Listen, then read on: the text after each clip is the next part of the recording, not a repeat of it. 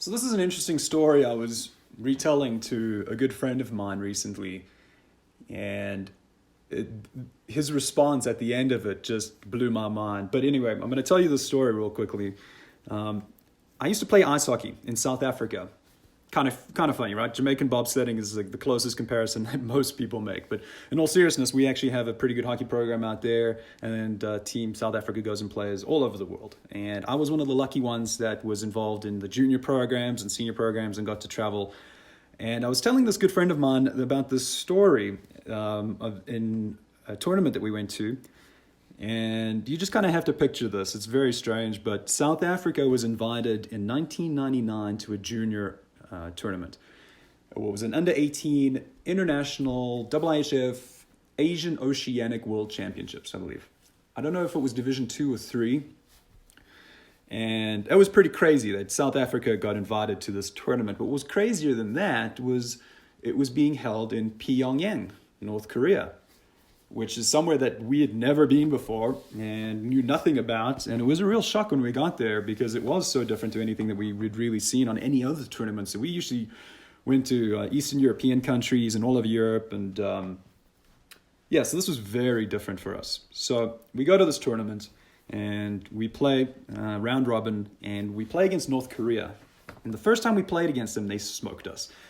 They were a far superior team at this tournament. They got relegated, and they were just working their way back up into a higher division where they belonged. So, this tournament was a little bit of a speed bump for them, but I think they already knew that they were going to walk away with a win in this tournament and get promoted.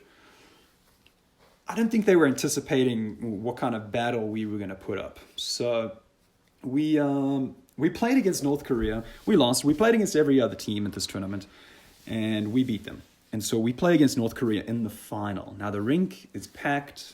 I'm pretty sure their leader was there. There's a big portrait of him on the other side of the rink, and pretty sure that was our guy.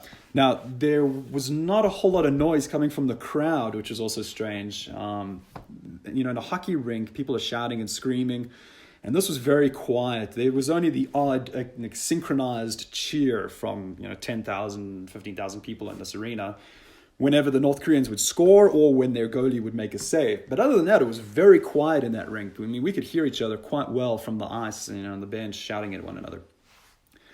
Well, the second game that we played against North Korea is the final now. So it's the second time we're playing against them. They already smoked us, and now we're playing for gold medal.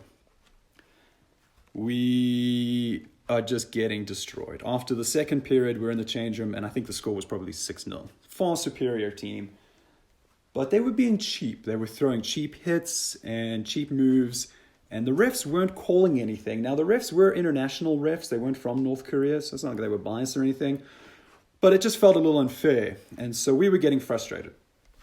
In the change room, our coach tells us, look, you've played against these guys before, they smoked you.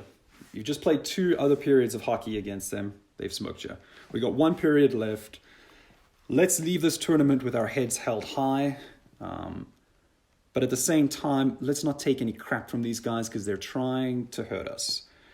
All these little cheap hits that they throw, and there's not penalties being called, and we're not retaliating. Hockey's the kind of game that polices itself in some sense. So we took our coach's advice a little too far, and we got into a fight with the North Koreans in this final match.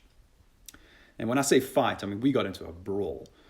1 fight in front of the net turned into 2, 3 fights, and eventually everybody on the ice was just swinging away. And before long, the bench door to for our team opened up, and so our entire team jumped onto the ice. And I can't remember when exactly it happened, but it was it's as all these fights were going on, on the ice. And I think maybe we assumed that North Korea was just going to do the same thing. It just looked like a big free-for-all, and so we just jumped out on the ice, and you have helmets and sticks and everything just flying everywhere. Well, we got into this big bust-up with the North Koreans, and it was intense. And the refs couldn't break up the fights. And I noticed that the North Koreans were a little outmatched because they didn't allow the rest of their team from the bench to jump on the ice. Their coaches and managers were holding them all back. And I think they were smart. I think they knew what they were doing. I think the reason for that is if both teams got into this bust-up, then you both get disqualified. And North Korea really needed to get promoted to the higher division. So they left all their guys on the bench, and we just went to town, and it was a free-for-all.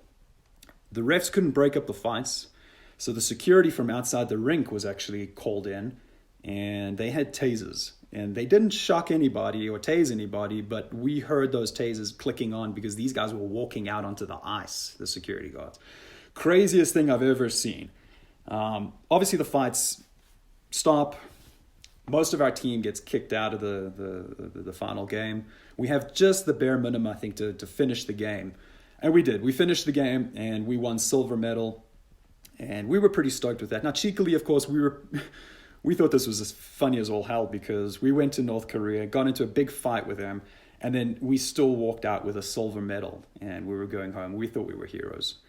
So the story only got better when we got to the hotel, and we were talking to, I don't know if it was the referees of the game or some representatives there, but they were saying that, this has only happened one other time, at that time, to two other teams in a final match of double IHF tournament. And it was Team Canada and Team Russia. The punch-up of Piastani is this famous brawl that happened. And we thought this was so cool because, Team South Africa is in some way, associated with Team Canada and Russia, not for playing good hockey, but for, getting into this huge fight. And like I said, not our proudest moment, but once again, defending ourselves. And we thought it was hysterical. So I'm telling this story to this good friend of mine, and I finished the story, and he thought it was hysterical. And he looks at me and he goes, it's even funnier than that? And I said, what? And he goes, I was on that Canadian team in Piastani. So that just blew my mind. Here I am telling this crazy story, and he has to one-up me. But, of course, that's a much cooler story. If you guys haven't had a chance, you should see the video. The punch-up of Piastani. It's on YouTube. And I doubt there's footage out there of Team South Africa and North Korea getting into a punch-up in Pyongyang. But if it exists, man, I want to see that. But I have a feeling it's been scrubbed from the internet or something. So anyway, that's my story. 20 years ago. So I thought I'd tell it on New Year's Eve. And that's my 20-year story. So the end. Cheers.